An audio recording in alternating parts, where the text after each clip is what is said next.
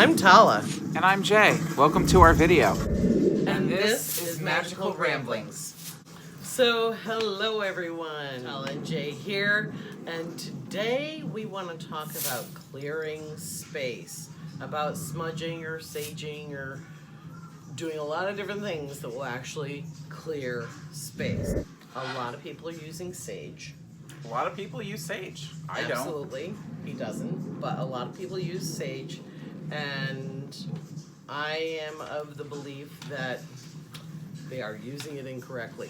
Yes. Because a lot of people just burn sage and then nothing else afterwards. And here's the issue. This was kind of appropriated from indigenous peoples, not just Native American tribes all over the world. And they use different herbs all over the world. So we're here today talking about the proper way to cleanse space. And the only proper way to do it is our way. That's it. That's it. It's a hard and fast rule. You had brought up that the term smudging was under fire. It is under fire right now. Okay. It's under fire because certain indigenous Native American tribes in the U.S. are asking people not to use the term smudging because they consider it to be their sacred ceremony. Okay.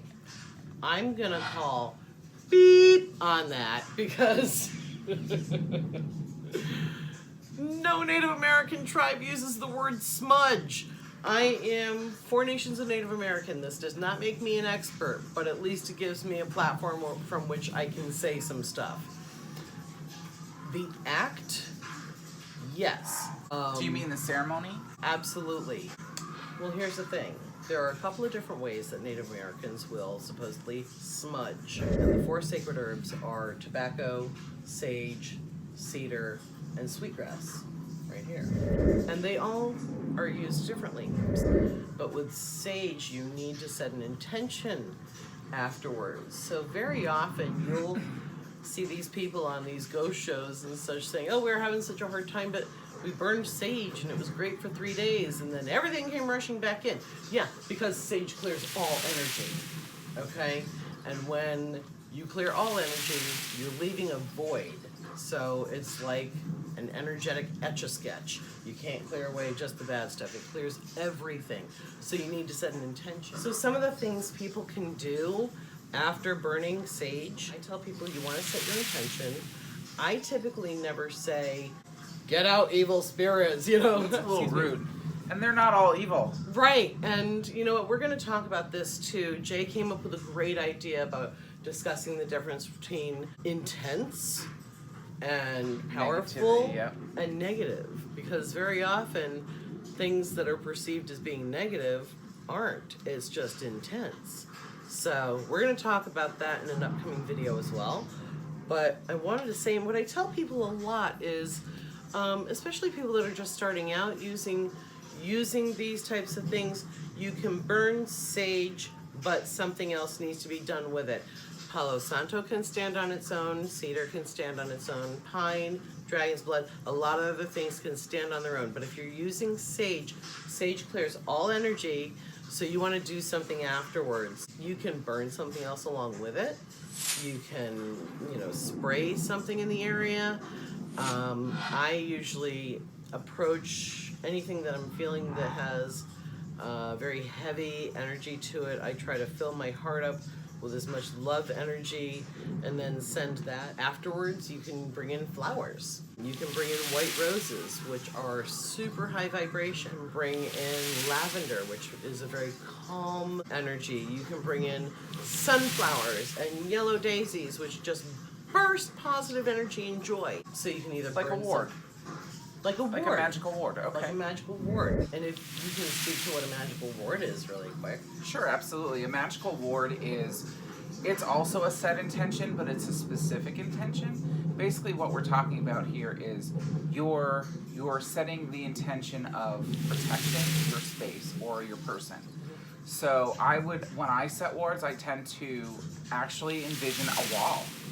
And that can take the shape of a wall of fire or a wall of water or like a mountain wall or any kind of wall you can think of, a brick wall.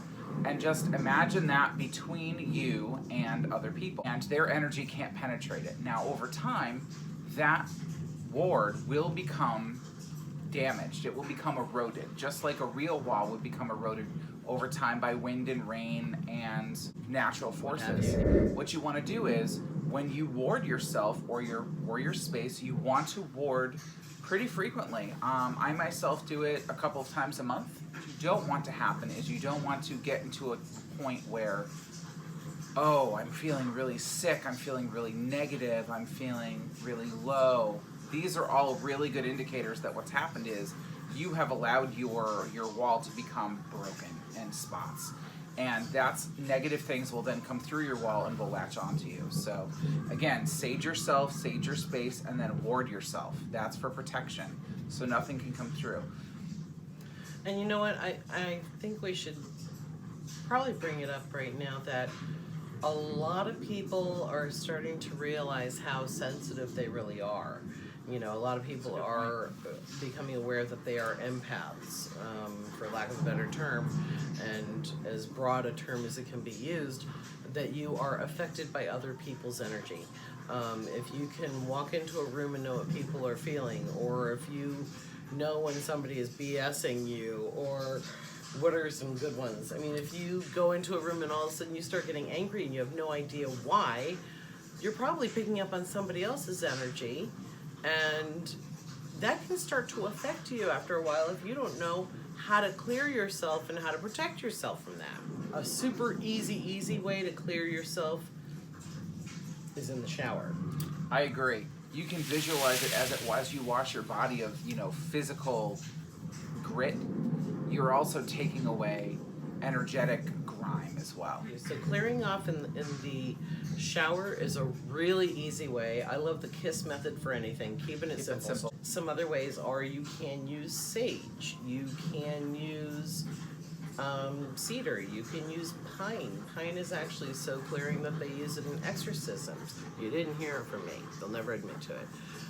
You can use Palo Santo, which we absolutely love. Palo Santo is wonderful, however, it did used to come from trees that fell naturally in the rainforest, and then they would wait 10 years to harvest the wood. And now it's become so popular that that apparently people are just harvesting the trees while they're still living. So we're trying to use it very, very sparingly. We feel very strongly when things are not being harvested correctly that that's not energetically responsible. It really isn't, no. We need to be good citizens and not use those things when we see them. I personally have held on to a couple, 3 pieces of Palo Santo for the last year, and I only use it sparingly and only when I absolutely need to. It is a very powerful clearing agent. I personally refer to Palo Santo as the nuclear option. It will clear everything, and it will clear it fast. Also, something to keep in mind with Palo Santo. Some people don't like the scent of it, and for whatever reason, the people who don't like the scent of it tends to be the kind of people you don't really want around you. It's true. It's true. Can I tell you? I mean, 99.8% of people love the smell of Palo Santo. It immediately brings you back to a familiar place, and you can't quite put your finger on it, but it is so nurturing and so comforting, and just, you literally go, after you smell it. And the couple of people I've met that did not like the smell of it were people that I didn't want to be around anyway. Yeah. They just have really oogie energy, and I'm thinking maybe it wasn't them, but maybe something residing in them. Could be. I don't know, but yeah, and it's usually, I'm like, oh, okay, you need more. You need more. Get over here. Another one, this is actually Mexican pine. And Mexican pine is definitely a nuclear option. Definitely. I agree. But these are considered holy woods. And the Palo Santo, at least, is not being honored as a holy wood anymore.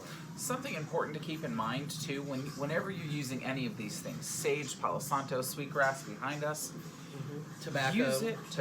Use it in such a way that is respectful of the plant or the tree. Use it in such a way that's respectful of the spirit of that tree. don't take without giving. Right, and if you ever forage anything yourself, I want to say this, and this goes across many, many different subjects, but if you ever forage anything yourself, you always approach with respect. You ask permission of the tree, of the ground, of, of a shell, of a stone, whatever you are foraging, you ask permission of that space. And very often, you will get a yes, but it's also good to leave an offering. So an offering, I like to leave a coin, like pressed into the ground, so That's it what isn't I really do. found, somebody doesn't go, ooh, a quarter, and I want the metal to go into the ground.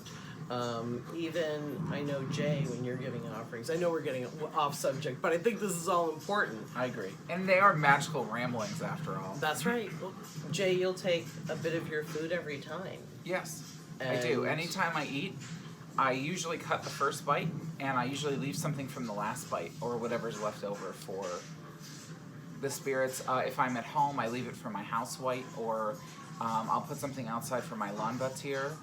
And having a good relationship with your house spirit and your land spirits is very, very important in my tradition. Jay, you were talking about putting up walls. I personally picture myself inside a disco ball.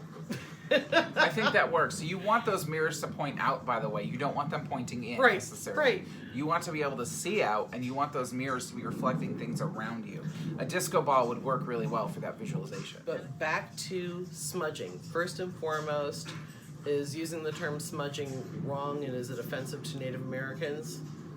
No, it's not, because all the different tribes of Native Americans all speak different languages anyway, and smudging is actually an English term. But every tribe has a different term for the ceremony of using herbs and burning herbs to set an intention and to set sacred space, or to do ceremony, or to do healings, or to do meditations, or journey work, or magical practices. So there are different herbs for different things.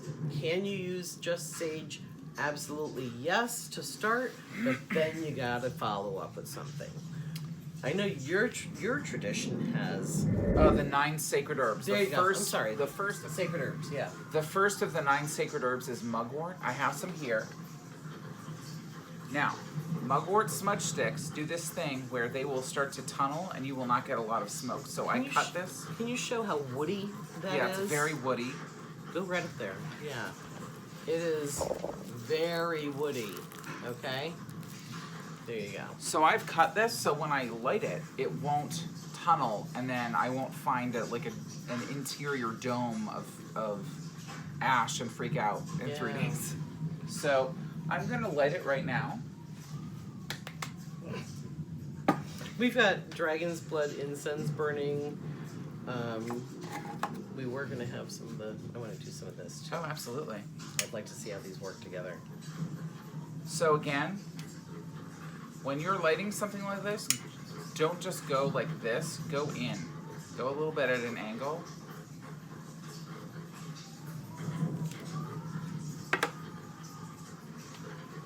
Now I do not use a feather. I just use my hand, or I just have it in a space. To me, in my tradition, that's an acceptable way to cleanse.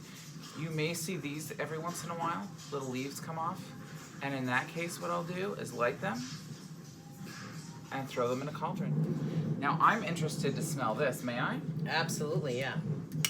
So, should I You tell tell me the when. story of how I got this? I think you should. Keep going. Okay. Now I can see the oils bubbling out of that. That's Yeah, really powerful. I know. I love that, and that's how you can tell a really good incense too, is when you got those oils bubbling, which on this magnificent stuff is definitely doing. Keep going. You It's bet. gonna go out fast. So with woods, with sacred woods that are used, typically they are left to set, kind of stew in their own juices, if you will, for a while before they are supposed to be harvested. And because of that, it becomes a very dense wood, and you're gonna wanna really spend some time with the fire on it so that it actually catches. Once it catches, oh geez, I don't know if you could, no, you won't be able to see it. But the oils are bubbling up on it. That doesn't smell like anything else, and it's amazing. It just cleared me right out. My eye, you know. I just literally felt that in my toes. It went whoosh, and now, my feet felt tingly. Are we going for the? We're doing a real nuclear option here. We today. are. I'm going for the. Hold on. Let me finish one thought. Sure. Because it's so dense, if you don't get a really good burn on it, it's gonna go out. And see how quickly that's going out. So we're gonna bring the fire back to it for a minute. And Palo Santo will do that as well. Absolutely, which I kind of find helpful because I may leave the room and get distracted and see something shiny, and I come back and like all my incense is burned up, and I'm like, darn it, I didn't even get to do what I wanted to do. So with the wood, it's like, don't worry, Tala, we're gonna help you out. We're gonna go out on our own. We're gonna just douse ourselves, I guess. And when you're done being distracted and come back, you can light us again. That's how I truly feel my relationship with this kind of stuff is. So I'm gonna let this burn for a minute. Please continue. So what I do when I'm burning wood is I get it going, and this is Palo Santo. That's a great piece. It's nice and thin. So it that's is. Gonna... It will burn better, but yeah. What I want to show you is there's a certain technique that I've learned that will actually keep it going a little bit better. Now this is actually caught pretty quickly. Okay.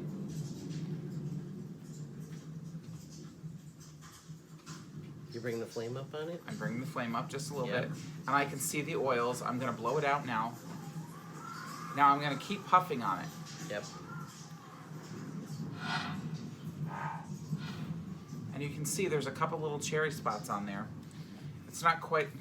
Wow, I can smell that over the Palo Santo, and it smells spectacular. It's pretty amazing stuff. So, I never really used Mexican pine before, although it smelled so familiar to me. I did live in Mexico as a kid a couple of times, so I'm thinking I've been exposed to it. I went to Mexico this last time, and let me tell you, the trip was amazing. I'll tell the whole story probably sometime soon. We went to this city that is up in the mountains, Tepoztlan, and it was a Sunday, and on Sundays they have street vendors, and all these street vendors were lining like the cobblestone streets and huge massive cathedral in the center, and just everyone, beautiful bright sunny day, hot out, you know, everyone just a vibe in the air, really fantastic, you know, much more metropolitan than expected, you know, just suddenly a city in the midst of driving through the mountains, and all of a sudden the sky just opened up and it was a total torrential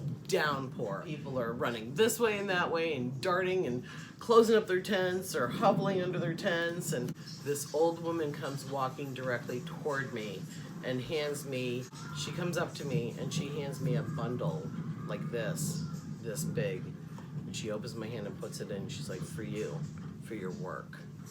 That's amazing. It was so intense, and she said it in Spanish, obviously, but I was like, it stopped me dead in my tracks, and she just looked at me, and her eyes just kind of burrowed into me, and just this exchange of energy happened, and I just like reached in my purse and grabbed money and like handed it to her, and she pushed it away. I said, no, please.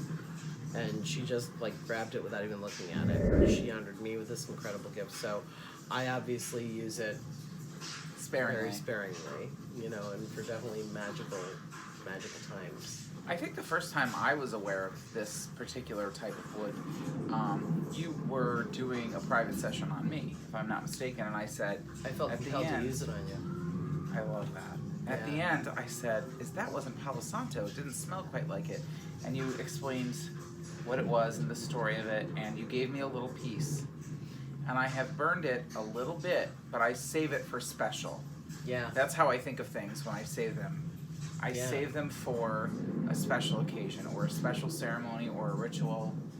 To me, it has a very calling on kind of an energy.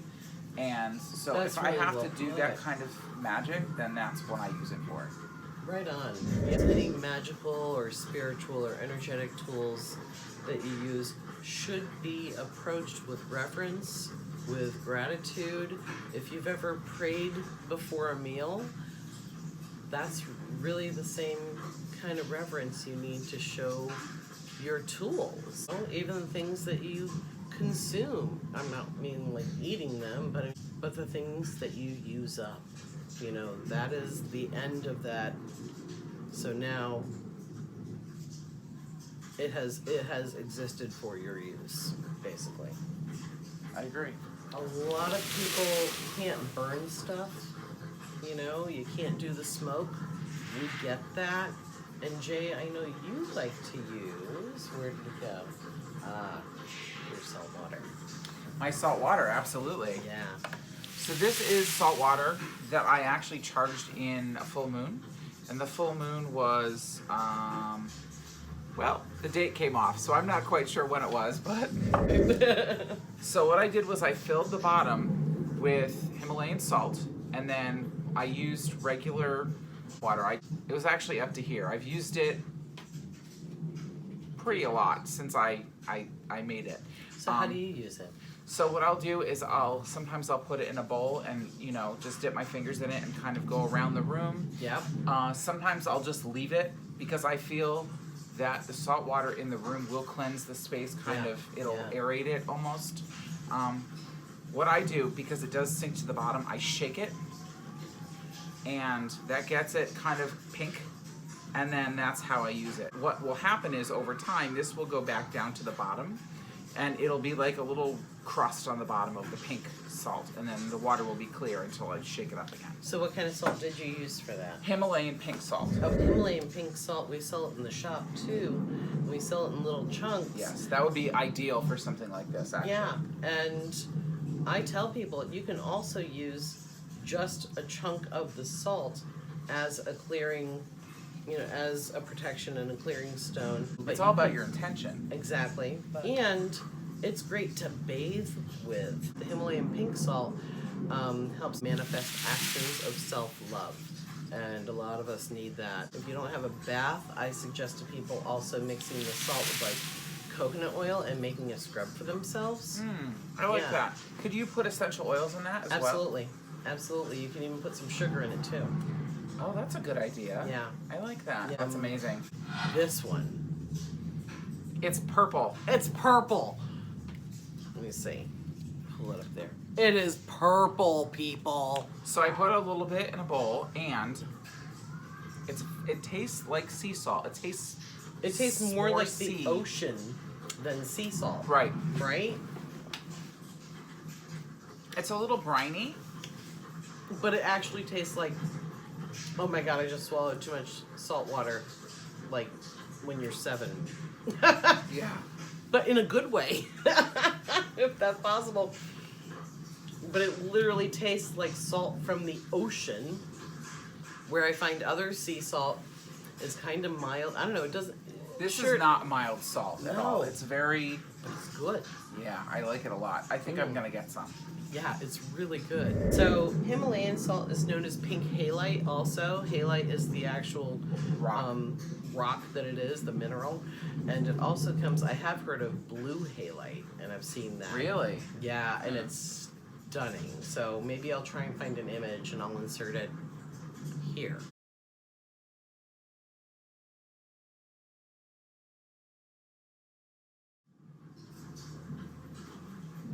Hopefully I inserted an image, okay. So you have these that you dried yourself. I do. And they are organic bay leaves. And this is a lot of the time what was used in Southern Europe, like say Italy, because sage doesn't grow there. Mugwort is more of a Northern European kind of a situation. But this works just as well as sage. And you can get it at the grocery store, although this you dried, correct? Yes. And it will go right up. So I'm gonna light this, but I'm gonna drop it right into our cauldron here because it is going to go right up. And I did get this from the grocery store. It is organic. Yeah. Okay, here. Move this. Woo, it's going right up. I'm literally playing with fire. Wow. Wow, and you know what? It smells like Italian cooking. Oh my god, but with that and everything, it smells so incredible in here right now. Oh my god. It does. This I got from the grocery store. I got them fresh. I got them organic. And that's okay to do in a pinch. Typically, my mom grows our bay leaves, our basil. She grows a lot of herbs that can be consumed, but are also considered some of the magical herbs. And do I need to move that out of the way for you? In a minute, I think. That one Let's may see. not be as. Oh no, that's dry. Yeah, did you see how that went? Woo! You can see it That was blisters. ready to go. Wow. It's on here too. Yep, and you can do it just like sage and wave it through the air. Yeah. And it really does. It smells like Italian cooking. Actually, that one smelled kind of like cannabis. It really did. It's not. But So you can get bay leaf like dried in the aisle, and it's not going to be crooked. I like the crooked, but the benefit of it getting it in the aisle at the grocery store is you can write on it. A lot of times you'll see Yes. spells on Pinterest where people are writing with silver writing on it, like prosperity or something. And this is an herb for prosperity, as a matter of fact. Yes, so you can it use it is. for that as well as clearing a Absolutely. space. Also, another one good for prosperity is pine. Pine is, purifying, protective, also excellent for prosperity. All the big three. Yeah, it's true. We also have some incense. Ooh, yeah. Oh, am I letting that? No, you're good. Oh, good, okay. Alright, so we got a little charcoal ember going here. And Jay makes this incredible frankincense and myrrh. Look at these beautiful nuggets. Oh my goodness. And he's got his little secrets. And this is so powerful, you only really need one little nugget of each. So that's all you want. I'm putting on there. I don't know if you can see that. That's all I'm putting on. Now watch how much this is gonna smoke up. Oh, come on. Come on. Okay, There we go. Wow. Okay. And the It always charcoal- smells lemony to me. Oh my goodness, yes. It does. It has like a fresh citrus scent. I didn't put any oils in this. It's You know just what? frankincense and myrrh. Yeah. But I something never about put this that batch together. of frankincense is very lemony. Oh my god, that's so good. And obviously we've been Oh. running the gambit here of all things that you can use to cleanse your area. However, Ooh. you can just pick one or none. You can even just use regular incense from the store, whatever you think works best for you. What do you think? It kind of depends on what you're using for incense, because if you come in and get Fizzy Pop, I don't know what the hell's in Fizzy Pop. That's fair. So I think you should know at least what you're working with. So maybe, Oh, definitely. Maybe a single note incense like this is dragon's blood, or using rose, and I find those would work better. Oh, you know what? Even making sprays. You can make sprays. You can put salt in your water, essential oils. Just remember to shake it up really good before every you time. use it. Yep.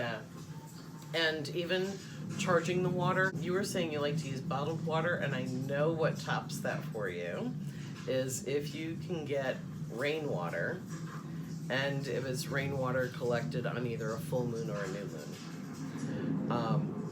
Which isn't always easy, and you want to try and grab it. If it's getting charged by the moon, you want to grab it before it gets light out, because then it's not just moon water. Right. And full moon water was the original holy water anyway. Yes. In a lot of traditions. Well, you don't have to make it like a charged water from the moon. It can be a sun water. That's possible That's too. true too. Yeah. The best time to do that would be the summer solstice, in my opinion. Oh, right on. Right at yeah. noon. Absolutely. Oh, there you go. You can use holy water if you want to. You can use rose water. You can use moon water. You can use sun water. You can use water charged underneath a pyramid, and it could be even a pyramid that you have in your home. It could be a copper pyramid. So some people like the copper. I love the copper. There's so many ways to charge your water, and you can put this in a spray bottle with either salts or oils, or just Also intention. ash. Oh, well, let's get into the ash in a minute. Yeah, but you can use a spray like that you even make yourself, and Absolutely. and Spray clear bottles are space. readily available at any metaphysical store. Yeah, and it's an easy way to clear a space if you're like in an office and people are it's an oogie energy. You don't want to use the oils because people are very sensitive now. So you could even make a spray that does not have oils in it, but you can put your salts in it and spray that around your office, spray it around your area. Another thing you can do is if you have so we're collecting ash in here right now from the incense that we burned, from the mugwort that we burned, from the sage. From the sage that we burned and from the Bay leaf that we burned. You could put that ash into your water, and then the worst thing that you're going to be accused of is being that crazy person that has dirty water that you're spraying all over the place.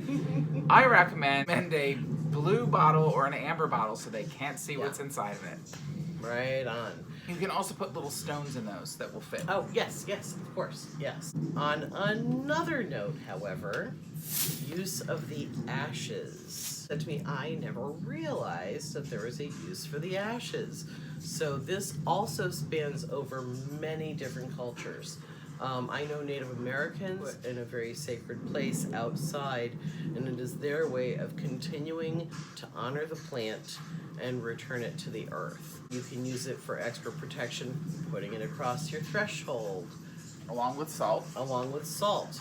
You can make black salt out of it, your own kind of black salt, so it's kind of like a faux black salt, but yeah, by mixing herbs and salt together, and that's really good for repelling. But I know you do stuff with the ashes as well. I do stuff with the ashes. I actually hold on to my ashes in case I need them. Really? Okay, yes, for what? I have just for spells, for if I need a little bit of a thingy dingy. That extra oomph. Yeah, the extra oomph. When I travel, I tend to have a little pot of ashes and herbs. And before I leave, I'll take a little pinch and I'll put it out as an offering for the winds. Safety and travel. And then if I stop for a meal, I'll do it again. And then when I get to where I'm going, I do it. And then before I leave, and on the way home. I also keep an offering bowl in my car to the winds as well. The winds are very important in my tradition. And it's actually said that not all 4 of them will never work with someone. Really? That's interesting. Yes. I think it shows too that when we have a relationship with our sacred tools and we have a relationship with the spirits of the plants, that will intensify our offering when we use it. And you can use sage, you can use cedar, you can use pine, you can use incense as an offering as well. Absolutely. Yeah. And careful if you're going to use salt outside. You don't want to put it on any plants because it'll most likely kill them. You were talking about the sacred herbs, and so mugwort comes from your tradition, which is Norse shamanism. Right, and you don't call it smudging. You call it what? We call it reekening or resells. Generally, that does refer to mugwort, which again we did burn. I have some here. And that, I mean, for me, that kind of brings to mind of like a rebirth. You know, the reekening is like a reckoning. You're getting swiped in, and resells, that sounds like rebirth. Absolutely. You know? And actually, reekening is the root word of our modern English word reek. Oh, really? Yeah. Okay. And obviously that has a negative connotation, but reekening has a positive connotation. It does mean clearing the space. It means cleansing an area with smoke. Very nice. I think we covered a lot today. I think we covered a lot of ground. Absolutely. Anything else you can think of? Not me. You know what? If you guys can think of anything else and you want us to talk about it, by all means. Put it in the comments. Yeah, leave it in the comments for us. And if you like what you hear or you want to hear more, by all means, please subscribe. We just hit over 200 subscribers. Wow. We're very excited. By all means, if you like it, we're trying to build our numbers. Hit that subscribe button, hit the bell, and you'll be notified when we do our next video. Yeah. So, thank you so much, Jay. Thank you, Tala. Thanks Absolutely. for having me, as usual. And thank you guys for watching. Bye.